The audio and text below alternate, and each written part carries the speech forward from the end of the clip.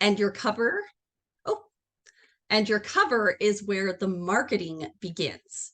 So your cover is a marketing tool. And if the tool isn't doing what it's intended to do, which is communicate to your reader, then it is a broken tool, because your book cover sells your book. That your book cover is what makes it so people immediately pick it up and say, ooh, what's this? And your book cover sells your book through psychology. Marketing psychology involves using the psychology of color, the psychology of typography, of layout, and more. And we'll talk about all of that. This is why it's not a scene from your book, because a scene from your book is not going to tell the reader what to expect. A scene from your book is going to tell them a story, because your book cover is supposed to communicate your niche genre. And we'll talk more about niche genre in a minute. It's also going to communicate the experience that your book is going to give your readers. And this is why it can't just be a pretty picture with a title on it, because a pretty picture with a title on it may or may not communicate that experience. And when I say your book cover needs to be appealing, that means it follows design principles. It doesn't mean that this is an art piece. It means that it is going to use design principles effectively so that it is a good tool. It's a sharp tool and a good communicator. So making sure your book cover stands out and stands in. We want book covers to stand out because that's how readers notice them. But they stand out by standing in. They have to look like they belong in their genre. If I'm a romance reader and your book doesn't look like a romance book, then I'm not going to pick it up. And then you've lost me as a reader. It has to look high. It has to be high quality. A high quality book cover stands out, and that means it looks professional. That doesn't necessarily mean it has to be made by a professional. It means it has to look professional. And this is my biggest pet peeve. Your book cover must be legible. If it cannot be read at the thumbnail size, and especially if it can't be read at the print size, it is a bad tool and it needs to be fixed. So a book cover needs to belong in its genre. And if it doesn't belong in its genre, then it's not working. I can't count the authors that come to me and say that if their book cover looks like every other book in their genre, then it's some sort of travesty. It's not. I promise. Your book cover has to look like it belongs in its genre so that readers know that they're going to like your book. High quality, when we talk about that, it means that we want readers to see your cover and think that whoever made it with all of the knowledge and skill set needed to make it. So it doesn't look like somebody who's never used Photoshop before got into Photoshop and just layered pictures on top of each other and nothing looks cohesive. It doesn't have to mean high cost. It just has to mean that whatever was made looks like it was made by someone who knew what they were doing. And then I'm going to rant just a little bit. If your book cover cannot be read at thumbnail size, it's wrong. It is a broken tool. Your book cover has to be able to be read. And that comes down to making sure that you're not choosing a font because you think it looks pretty or because you think it looks scary if you're writing a thriller. Whatever reason you're choosing a font for, your number one thing is that if I shrink this down to what it looks like in scrolling through my phone on Amazon or Kobo or Google Play, can I read it? Can I read every single word? If I turn it around and show it to someone and say, hey, can you read this? Can they read every single word? If I can't read it, then there's definitely a problem because I'm the one who knows what it's supposed to say. And if you turn your phone around and show it to somebody else and they can't read it and they don't know what it's supposed to say, you will be the first book cover that your reader passes over. 100%. If it cannot be read in a fraction of a second, then nobody is going to take the time to figure out what it says. So this is, if you do nothing else, if you take nothing else away from this presentation, make sure that you can read your book cover at thumbnail size and that anybody you show it to can read it at thumbnail size. So let's get into what are some of the basic design principles for book covers. There are 4 elements that go into designing a book cover, whether you're going to do it yourself or if you're hiring someone. All of these are important for you to understand. The first is market research. You need to know what readers expect to see in your cover. You also need to understand composition, which is also called layout.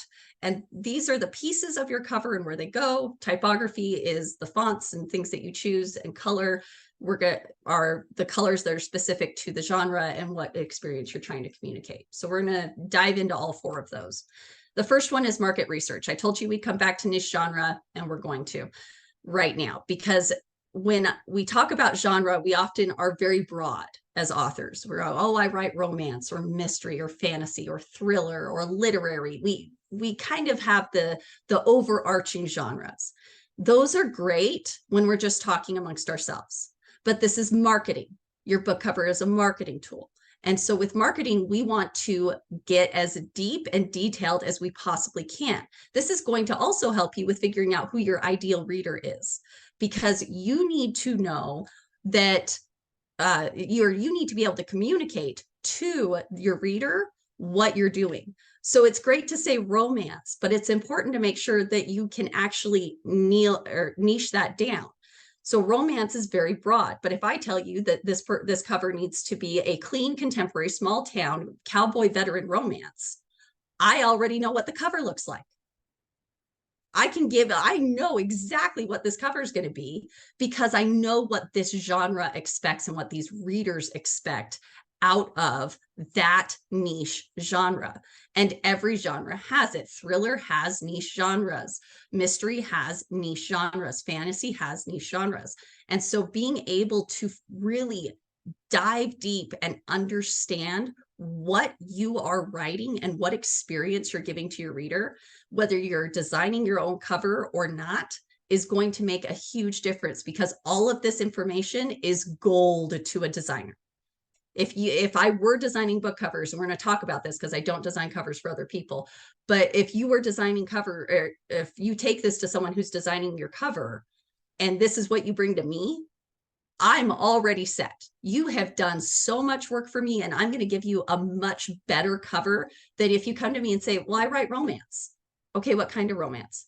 Well, the story is about this woman, and she's a single mom, and she moves back to her hometown, but to get her farm, she has to share the workload with this cowboy, and he's just been back from the military. Like, that is not as helpful to me. And a lot of designers are very good at listening to you do that and then figuring out what your niche genre is for you.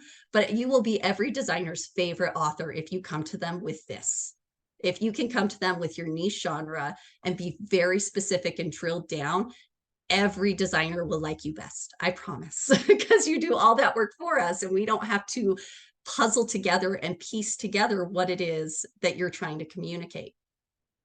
The next thing that you need to do is you need to find your comp titles. Now, we talk about doing this as authors because it helps us know how to create a good experience in our books, because we know what other authors are doing, and it helps improve us as writers.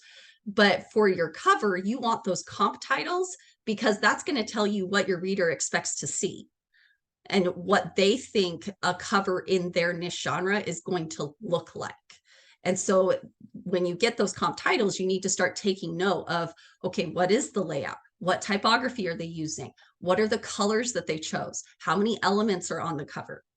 And then every single book is going to list who their designer is. If it's not listed, that means usually that the author designed it. So in my print book, I have listed that I am the designer. In my ebook, I don't list it that I'm the designer, but it is in the metadata. So if it's not listed, it means the author was the designer. If the author isn't the designer, it'll be in the acknowledgments or it'll be in the copyright page. Your designer is usually listed in your book. So write down who those designers are, because that's going to tell you, first of all, if you're planning to work with a designer, it's going to tell you who you could go to that already knows your niche genre and is already prepared to work with you. But it's also going to give you the ability to look at their other covers. Never go to a designer having not seen their covers. That's not a good thing. If you don't know what the designer's working on and what they usually make, that's a guarantee that it's not going to go well for you, because now you don't know what to expect from the designer, and the designer doesn't know that you don't know that. The designer just assumes that you've done your homework and you've done your research and you're ready to go. So keep that in mind, that you want to know who your comp titles are, and then be taking note of their designers. There is one but with this. If your comp author is Stephen King, I don't want you looking at his covers. If your comp author is Nora Roberts, I don't want you looking at her covers. If your comp author is James Patterson, I don't want you looking at his covers. If your comp author is Brandon Sanderson, I don't want you looking at his covers. And the reason for that is all of those authors sell their books based on their name. Their name is what sells their book. And so their name features prominently on their book. Their name is as big and sometimes bigger than their title, because the name is what sells the book. That is not you. You might be that someday. There might be a day that comes where you will be selling your books based on your name and not your title. But for right now, that is not you. So you don't want to be looking at that. You want to be looking at successful mid-list indie authors if you're going indie, or successful mid-list traditional authors if you're trying to go traditional. I'm assuming that since you're here, you are wanting to go indie. And so that's going to make a difference in where you look. But you definitely do not want to be looking at those big names. Also, make sure that you're looking at current covers. If one of your comp titles is a book from the 1980s, that's fantastic. Don't use that cover. Don't use that cover as a comp title, because cover trends change. You'll see it happen. I have several authors that I have been talking to that have recently gone through and redone all their covers. And they've done it because the books are 10 years old and they need to redo the covers because the covers are outdated and they don't work anymore. As far as where to keep track of all of this, I like using Pinterest boards. You can also just take screenshots and then put them all in a Word document, whatever's going to work for you. But keep track of your comp titles and then be able to have a place to keep notes as to who the designers and everything are. So we're going to talk about what these other three principles of design are: the composition, the typography, and the market research. So what is composition? Well, the design definition, it's the way in which different elements of design are combined or arranged. To bring that into book cover speak, it's how the pictures and the typography of your cover are placed on the cover. So I'm going to talk about things like elements. When I say elements, an element is your title, an element is your author name, an element is any characters that you put on the book, any objects you put on the book. So those are all of the things that go into composition or layout. If you want to track that, a great thing to do is to actually learn about composition in design, especially composition psychology. Based on how I arrange everything on a cover, I can get you to think certain things and I can get you to do certain things. I can guide your eye so that you only see what I want you to see in that cover. Now, I don't expect you to learn a ton of this because I spent 2 semesters in this class. It was a lot of work, but there's basic psychology that you can learn in marketing that will help you lead your viewer or your reader through your cover so that they will see what you want them to see and be excited about the parts of your book that you want them to be excited about. For your comp titles, you're going to list the elements of the cover, writing down their position, writing down their size. How big is the title? How big is the author name? If it's a romance book, is the couple right up front or are they in the foreground in the back? That kind of thing. And then we also want to know the different types of covers, so you can mark that down. And these are the 4 different types of covers. So we have text covers, which are lovely favorite editing book. It is my favorite editing book, Secrets to Editing Success. That is a text cover. So there's no images on here. It's really just the text, and the text is what features. We also have object covers, which this is the Starlit Prince by CFE Black. It's on my TBR, and I think the cover is beautiful. This is made by Miblart, which is a design firm that is very popular and does a lot of deals for authors. And then photo manipulated covers, you've got, so this is where I've taken Photoshop and I've layered different images on top of each other. And then illustrated covers, this is what I like the best. This is what I specialize in. And so you've got it's all drawn. Everything in there has been drawn and created by the designer. And that's designed by St. Jupiter. She is my favorite book cover designer. She's also very expensive. This is why I design my own covers. Someday I will make enough money and St. Jupiter will design my covers for me because she's fabulous. There's so many types of composition. These are the ones that I see most frequently in book covers. You've got framing, where all that's happening is you've got something coming around to create a circle around it. You've got the rule of thirds, which just basically means that if I break the cover up into 9 equal pieces, I'm going to put the most important thing where those 2 pink circles are. The golden triangle is similar. We're going to break it up into 4 pieces where those 2 pink circles are. That's where people's eyes will go first. That's where the most important things will go. And then the rule of odds means that you're only going to use an odd number of objects. I have in design in general, we tend to say 5 to 7. I will pull back on that for book covers and say 3, because I have seen 5 to 7 on a book cover before, and it is just so messy and so hard to focus on and get through. So that's why there's only 3 on this one, because 3 is your best bet. I've cheated a little bit too on this one. This is actually formed in the golden spiral, the golden ratio, which is also another book cover composition layout, or another composition layout. So there's lots and lots that you can learn about composition. Typography. So the design definition, it's the art of arranging letters and text in a way that makes the copy legible, clear, and visually appealing to the reader. Bringing that back into book cover speak, we're talking about choosing fonts that make it easy and appealing for your reader to read the title.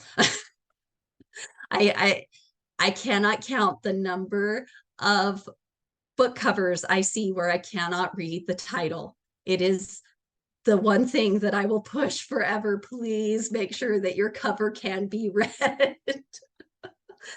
So again, in comp titles, you're going to be tracking the typography and typography psychology, especially if you plan to make your own covers. And then what you can do to figure out what the font is there are tons of websites that you can go to, and you'll take a screenshot of the font on the cover, and then you'll upload that screenshot into these websites, and they will tell you what the name of the font is.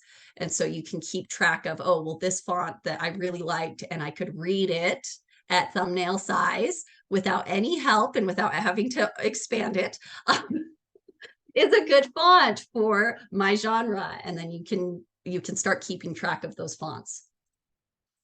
So typography has a lot of terms in it, and some of the basics are serif, and these are just the lines or the strokes that are attached at the end and edges of the typed letters. And then sans serif means that it doesn't have that. And then, oh, that should be, yeah, okay. I'm realizing I've got a typo, but it's fine. Kerning is the space between letters, and then leading is the space between lines. And so keeping track of how close the letters are together will help you change the readability. So if I put letters too close to each other, then I'm going to take away your ability to read it as easily as if they're the correct spacing apart. And then if I take the lines too close together, or if I take the lines too far apart, then by changing that leading, I can also change how well you can read it or not read the title.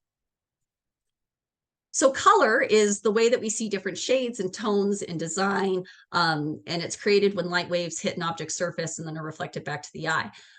Bringing that back to book cover design, color communicates emotions and feelings, and it's used in cover design to communicate genre and tone. This is one of the main ways we can get an experience across. So there's a lot of color psychology that you can learn, and that's actually the easiest thing to research. If you type into Google, I need to know about color psychology, there will be tons of it. You just like color psychology of red, and you will get so much. This is something people like color, they like color psychology. This is really easy to learn about. I tell people all the time that if I can take any cover and adjust the colors, at the minimum I can change the subgenre of that cover. At the maximum I can change the genre entirely, just by changing color. I can make you think that a romance book is a thriller by just changing color. I don't have to change the typography. I don't have to change the layout. If I change color, there are books that I can move completely from one genre to the other only by changing their colors. So it's really, really powerful. And color psychology tells us a lot. So this is just a really quick example, but like if you want to communicate love, you can do that with red or with pink, but you're going to get other context with that. You're going to get a more passionate side if you're choosing red, but you're going to get a more soothing side if you're choosing pink. There's also like negative and positive that goes into color psychology. So like with blue, we've got tranquil and secure, but we also have depressive and cold. And so how I use that will change the way that you perceive the experience that this book cover is communicating. And then there's more psychology that goes into putting colors next to each other. So there's a reason that McDonald's uses red and yellow, because studies have shown that if you put red and yellow next to each other, it will induce hunger. It's a guarantee.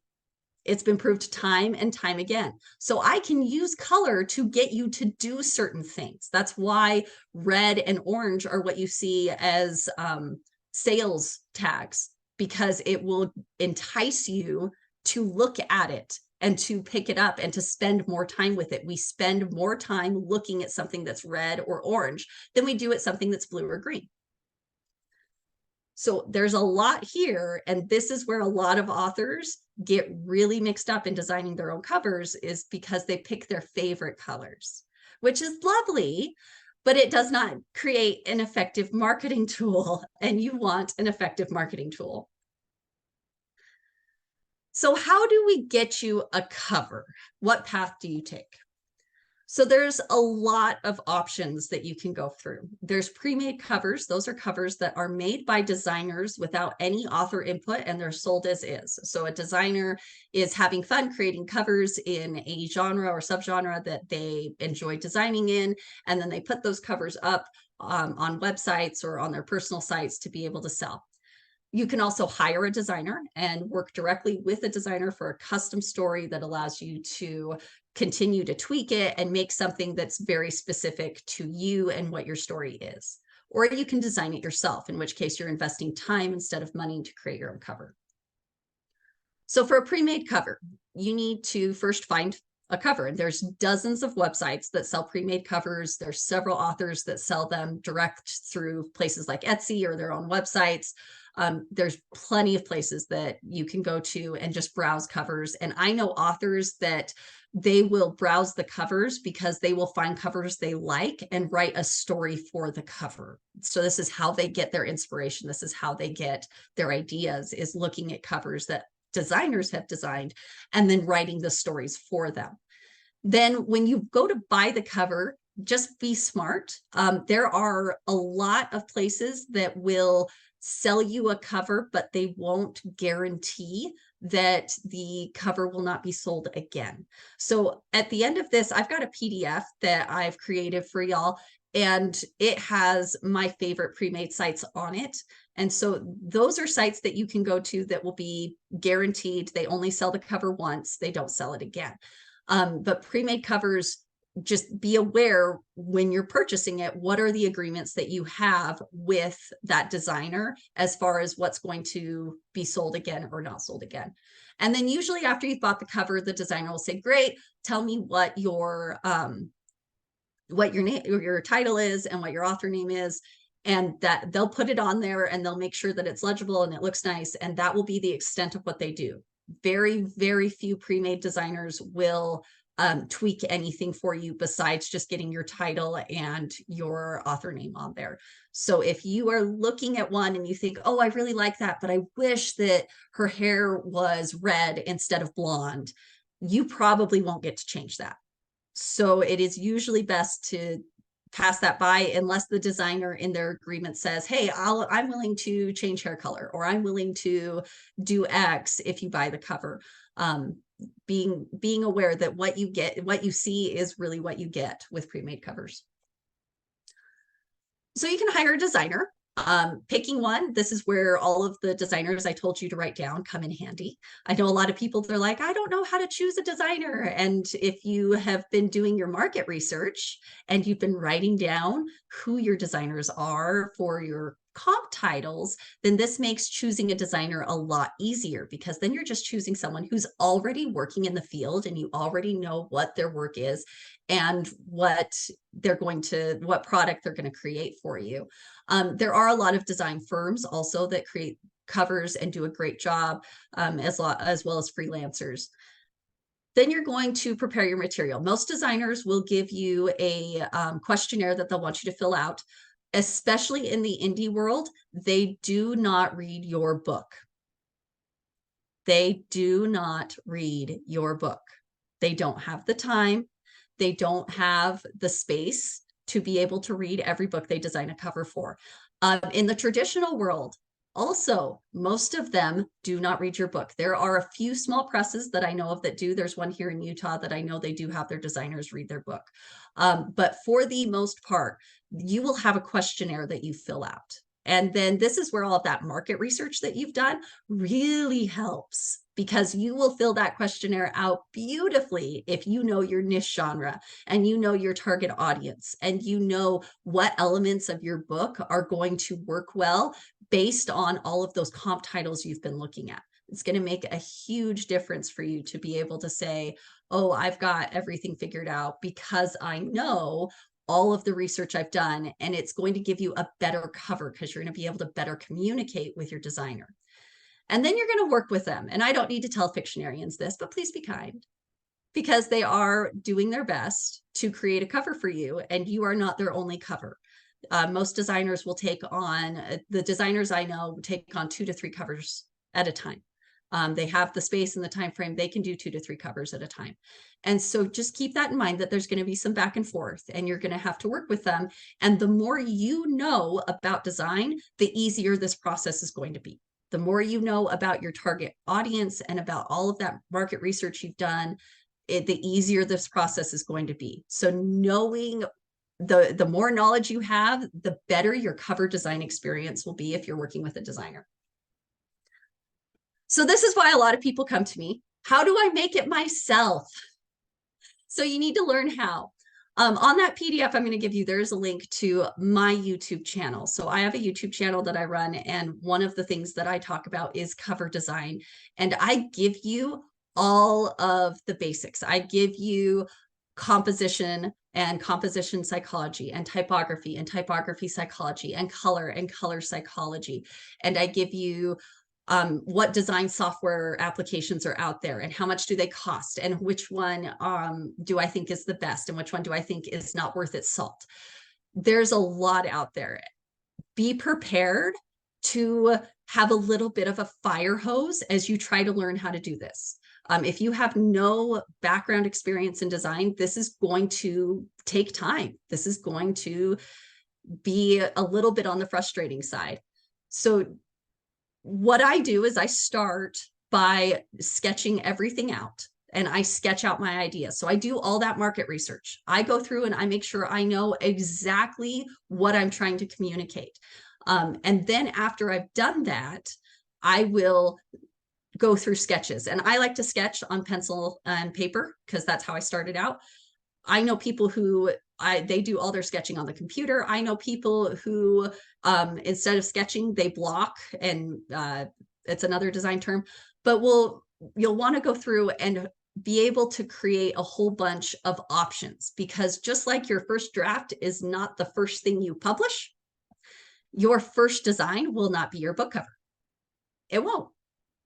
You're going to have to take the time to explore some ideas and look at different layouts and look at different elements. It's going to be a process. And so be ready for it to be a process. And then don't write in a vacuum. It's really important that you're getting some feedback. A great place to get objective feedback, and this is also on that PDF, eBook Fairs has a book cover grader. So you open up your, what in the world? Okay. I'm not sure what's happening. So you're going to open up your you'll open up your browser and you'll take a screenshot of your cover and you will upload it into this book cover grader. And after you've uploaded it, it will give you a grade, an A, B, C, D, and it will give you information on how you can adjust and how you can fix. So it'll tell you, hey, this text isn't very legible, or you have a lot of elements on the cover, things like that. So it will go through and it will give you options for you to be able to fix it. So you can also go to other people, and I'm going to caution you. Authors have little idea usually what makes a good book cover. So before you take their advice, you need to look at their designs. And I'm going to say that again. Before you take their advice, you need to look at their designs. If I had a nickel for every bit of bad advice that authors have given other authors about their covers, I would be able to retire comfortably this year. There are so many well-intentioned authors and they really want to help. But before you take their input, please go look at what they've designed. Are their self-made covers following all those design principles that you've been learning about? Because you're learning about them, you're designing your own cover. And if their own covers do have those, or if they're not the ones making their own covers and they're just coming in and giving you feedback, maybe you don't take that feedback, because it's really, really important that when you go to get help from somebody, that you're going to someone who knows what they're doing. So the same way that I'm not going to take my book and give it to someone who doesn't read and ask them for advice, please don't take your self-made book cover to somebody who does not design in any way, shape, or form and then ask them for their advice. The peanut gallery is loud, so be sure that you're singling out the people who know what they're doing. And in the spirit of before you take their advice, look at their designs. So this is Love, Ships, and Sea Serpents, and this is Love and a Bit of Disorder. Love, Ships, and Sea Serpents is my book that came out in February, and it kicks off the Outcasts of Neverland series, which is a series of standalone romantasy comedies. And this one's about two best friends who fall in love aboard their pirate ship. And then Love and a Bit of Disorder is a short story that was first published in the Raconteur Press anthology called You See What Happened Was. And in February, I put out the audiobook for this up on YouTube. And very soon, I need it to get approved, but very soon it will be up on Kobo Plus and other retailers. So I'll let you look at those and you can decide if my advice is advice you want to take. And obviously, I understand that for a lot of you, you have no idea because you haven't looked at design principles and you don't know, but I can show you through here that I have framing through this. I have gone through and made sure that this text is legible at smaller than a thumbnail size because I'm anal that way.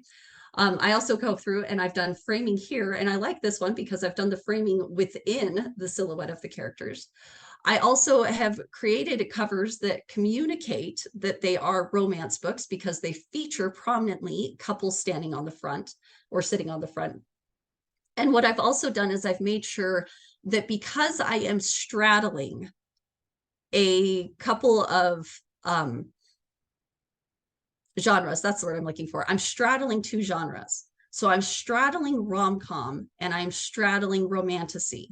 And in all of my marketing that I do for myself as an author, I market myself as the transition author. I am the author that will take you from reading rom-coms into reading romantasy.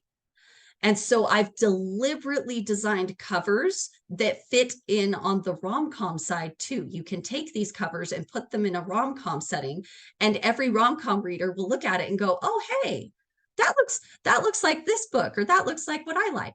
But they also fit in the romantasy genre because, as you saw in one of my other slides, there was the illustrated cover for S.L. Prater's Wedded to the Wanton Witch. And that also was an illustrated cover. And so I've brought a lot of those elements in as well. So there's a lot that can be done here to communicate an experience to my readers so that they know, hey, I like rom-com, and this looks like it will be like a rom-com, and it can transition them into fantasy. It also tells all my romantasy readers, oh, this is going to be really light and fun. This isn't going to be dark. This isn't going to make it so I get to the end and it feels really heavy and like I need a palate refresher. This can be my palate cleanser after these dark fantasies that I've been reading. So if you want more, I talked about my YouTube channel. And if you go to YouTube, just type in Elaine Canyon. I'm one of the first things that comes up. I work on building your cover design toolbox. I work on thriving as a discovery writer and self-publishing on a shoestring budget. So those are the 3 things I talk about, and you're well, and all of that information is free, and that's where I put most everything. I'm not publishing on there. I did publish weekly for over a year, and I'm down to about a month right at this point because I don't want to be a YouTuber full-time. I want to be an author full-time. So there's a whole bunch of backlog of videos that you can watch and get caught up on. And then I still publish about once a month on there. The free PDF is, I'm going to see if I can put it into the Zoom chat here in a minute. I'm not positive if I can, but it is posted in the event. So if you go to the event on the Fictionary Circle community, you can put it there. And then it has links, or you can get it there. And then it has links to all of the websites that I think are the most helpful, whether it's for learning design or whether it is for being able to get websites that you can go to get different covers and things like that. I do not design book covers. Like I said, I'm trying to, the goal is to be an author full-time. The goal is not to continue to be a designer full-time. So, but I will give you feedback and provide direction. If you tag me in the Fictionary community and put your cover up there, I am happy to come in and talk to you about what can be made better, what can change. And also, if you want to DM me, that's fine. If you don't want to open it up to the forum to also contribute and communicate. So I'm perfectly happy to take DMs in the Fictionary community, and I'm perfectly happy to give you feedback there. And then if you want my undivided attention and to be able to sit and talk with me and talk through what your cover is and what it is not and what it needs help with, or just any design things in general, I do offer one-on-one consultations through my website. And that's just at elainecanyon.com. So this is where we open it up to questions. So I'm going to stop sharing my screen. There we go. Okay. All right. So from Aileen and Michelle, does movie poster design experience translate very well to book cover design? So yes and no. Similar, a similar way to think about it is that if you've learned how to sing classically and then you're told to sing in a country ballad, you're going to have to change things a little bit. The same design principles are there. So if you have movie design poster experience, I would say take all of that knowledge that you have and then just go jump into like Amazon or Kobo or any other place and start looking at covers in all of the genres and find all of those patterns and trends. And if you already know design, it really is just like learning how to use a different paintbrush. There's not a whole lot different there. Fabulous answer. Right, Ben's got his hand up. Go ahead. Hello, hi, Elaine. Thanks for that. Just the best cover that I've ever seen was actually of a computer game, and when I was walking along the street, it was so good and it spoke to me so much that I went into the shop.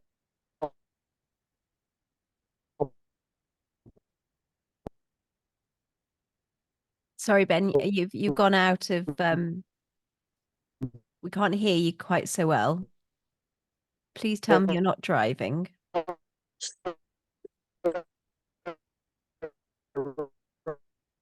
Yeah. I think you're on the other side of the road and you're in Britain, hopefully.